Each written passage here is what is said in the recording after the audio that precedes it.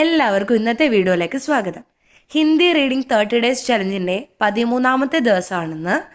അപ്പോൾ നമുക്ക് നേരെ വീഡിയോയിലേക്ക് പോവാം. ഇവിടെ കുറച്ച് വാക്കുകൾ കൊടുത്തിട്ടുണ്ട്. നിങ്ങൾ നോക്കിയേ, എന്താണ് ഈ വാക്കുകളുടെ പ്രത്യേകത? നിങ്ങൾക്ക് എന്താ തോന്നുന്നത്? ചന്ദ്രക്കലയും കുത്തും അല്ലേ? ഇവിടെ കൊടുത്തിരിക്കുന്ന എല്ലാ വാക്കുകളിലും ചന്ദ്രക്കലയും ഒരു കുത്തുമുണ്ട് അല്ലേ? ലൈനിൻ്റെ മുകളിലായിട്ടാണ് ചന്ദ്രക്കലയും കുത്തും. ഇതിനെന്താ പറയുന്നത്? ഇതിനെ പറയുന്ന വാക്കാണ് അനുനാസിക്.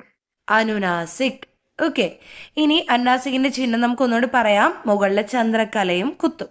ഓക്കെ, ഇനി ഇവിടെ കൊടുത്തിരിക്കുന്ന ഈ വാക്കുകൾ എങ്ങനെയാണ് ഉച്ചരിക്കുന്നത് നോക്കാം. പായുടെ കൂടെ ഊവിന്റെ ചിഹ്നം വന്നു, പൂ.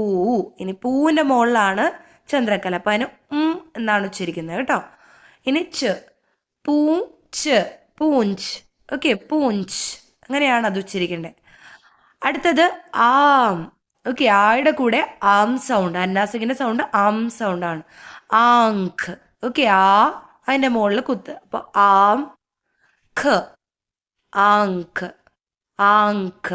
ഓക്കെ, ആങ്ക്. എങ്ങനെ ഉച്ചരിക്കേണ്ടത്? ആങ്ക്. ക്ലിയർ? ഇനി അടുത്തത് മായുടെ കൂടെ ആയുടെ ചിഹ്നം, അപ്പോൾ മാ. ഇനി ചന്ദ്രക്കലയും കുത്ത് ആം അല്ലെ, മാം. നെക്സ്റ്റ് ഗ, ഗ. അപ്പൊ എങ്ങനെ ഉച്ചരിക്കാം? മാ ഗ, മാങ്ക്, മാങ്ക്. ഓക്കെ, അടുത്തത് നമുക്ക് നോക്കാം. ഫസ്റ്റ് ലെറ്റർ എന്താണ്? പ. ഇനി നെക്സ്റ്റ് ഹായ് ആണ്. ഹായുടെ കൂടെ ഊന്റെ ചിഹ്നമുണ്ട്, ഫസ്റ്റ് ടു അല്ലെ, ഹു. ഇനി മുകളിൽ ചന്ദ്രക്കലയും കുത്തും, ഹും. നെക്സ്റ്റ് ച. അപ്പൊ എങ്ങനെയാണ് ഉച്ചരിക്കേണ്ടത്? പഹുഞ്ച്. ഓക്കെ, പഹുഞ്ച്, പഹുഞ്ച് എന്നാണ് ഉച്ചരിക്കേണ്ടത്. ഓക്കെ, അടുത്തത് ധ, ഊന്റെ ചിഹ്നം അല്ലെ, ഫസ്റ്റ് ടൂവിന്റെ ചിഹ്നമാണ്, ധു, ധു. നെക്സ്റ്റ് ആം, ആം അല്ലെ, ആയുടെ കൂടെ ചന്ദ്രക്കലയും കുത്തും, ഇപ്പോ ആം, ആം. ധുവാം, ധുവാം. ഓക്കെ, ധുവാ. ആം അത്രയും ക്ലിയർ ആയിട്ട് കേൾക്കണം എന്നില്ല കേട്ടോ. അടുത്തത് കായുടെ കൂടെ ചന്ദ്രക്കലയും കുത്തും, കാം. നെക്സ്റ്റ് ലെറ്റർ പ, കാം, കാം. Okay, calm. ഇങ്ങനെയാണ് ഉച്ചരിക്കേണ്ടത്. ഒന്നുകൂടി വായിക്കാം. പൂം പ്ലസ് ച്, പൂഞ്ച്. ആം അല്ലെ, ആമാണ്, ആം പ്ലസ് അതിൻ്റെ കൂടെ ഖ, ഖ, ആങ്ക്, ആങ്ക്. ഓക്കെ, അടുത്തത് മാം. മായുടെ മുകളിലാണ് ചന്ദ്രക്കലയും കുത്ത് അല്ലേ, അപ്പം മാം. എങ്ങനെയാ? മാം. നെക്സ്റ്റ് ഗ, മാങ്ക്, മാങ്ക്. ഓക്കെ, അടുത്ത വാക്ക് നമുക്ക് നോക്കാം. പ, ഹു, മുകളിൽ കുത്ത്, ഹും അല്ലെ, പഹും. നെക്സ്റ്റ് ച്, പഹുഞ്ച്. അടുത്ത ധു, ആയുടെ കൂടെ ചന്ദ്രക്കലയും കുത്തും, ആം, ധുവാം, ധുവാം. ഓക്കെ, ധുവാ എന്നേ വരുള്ളൂ കേട്ടോ, ആം വരില്ല. അടുത്തത് കാം പ്ലസ് അല്ലെ, കാം. കാമിന്റെ കൂടെ പ, കാം. ഇനി ഇവിടെ കൊടുത്തിരിക്കുന്ന വാക്കുകളൊന്നും നോക്കിയേ. മുകളിൽ ഒരു വാക്കും പിന്നെ താഴെ 3 വാക്കുകളും കൊടുത്തിട്ടുണ്ട്. വ്യത്യാസം നമുക്ക് നോക്കാം. ആദ്യത്തെ വാക്ക് സായുടെ മുകളിൽ അന്നാസിക് അല്ലെ, സം. നെക്സ്റ്റ് ഭാ, ആയുടെ ചിഹ്നം, ഭാ. അത് കഴിഞ്ഞ് ഇൽ അല്ലെ, സംഭാൽ നാ, സംഭാൽന, സംഭാൽന.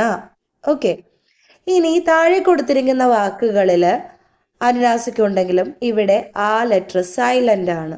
ഓക്കെ, ആ ചിഹ്നം സൈലന്റ് ആണ്, ലെറ്റർ അല്ല, ചിഹ്നം സൈലന്റ് ആണ്. ഹായുടെ മുകളിൽ അനുനാസിക് വന്നാലും ഹാ എന്ന് മാത്രം ഉച്ചരിക്കും. നെക്സ്റ്റ് സ്, ഹസ്. ഓക്കെ, അവിടെ അനുനാസിക് സൈലന്റ് ആണ്, ഹസ്.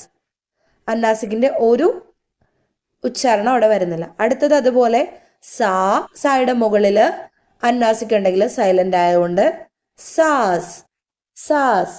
ഓക്കെ, സാസ്.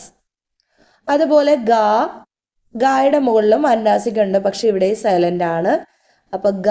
നെക്സ്റ്റ് ലെറ്റർ വ്, വ്, ഗാവ്, ഗാവ്. ഇവിടെ ഗാം വ എന്ന് വായിക്കില്ല, ഗാവ് എന്നേ വായിക്കുള്ളൂ. അപ്പോ ഒന്നുകൂടി നോക്കാം. സംഭാൽന, സംഭാൽന. ഹാ ഇവിടെ സൈലന്റ് ആണ്, അപ്പൊ എങ്ങനെ ഉച്ചരിക്കേണ്ടത്? ഹസ്, സാസ്, സാസ്. ഗാവ്, ഗാവ്. ഓക്കെ, അപ്പൊ അനുനാസിക്കിന്റെ ഉച്ചാരണം ആം സൗണ്ട് ആണെങ്കിൽ പോലും പല സ്ഥലങ്ങളിലും ഈ സൗണ്ട് സൈലന്റ് ആണ്.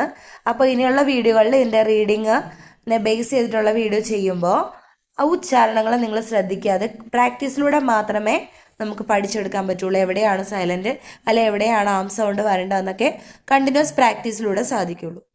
ഓക്കെ, അപ്പൊ നമുക്ക് അടുത്ത വീഡിയോയിൽ കാണാം.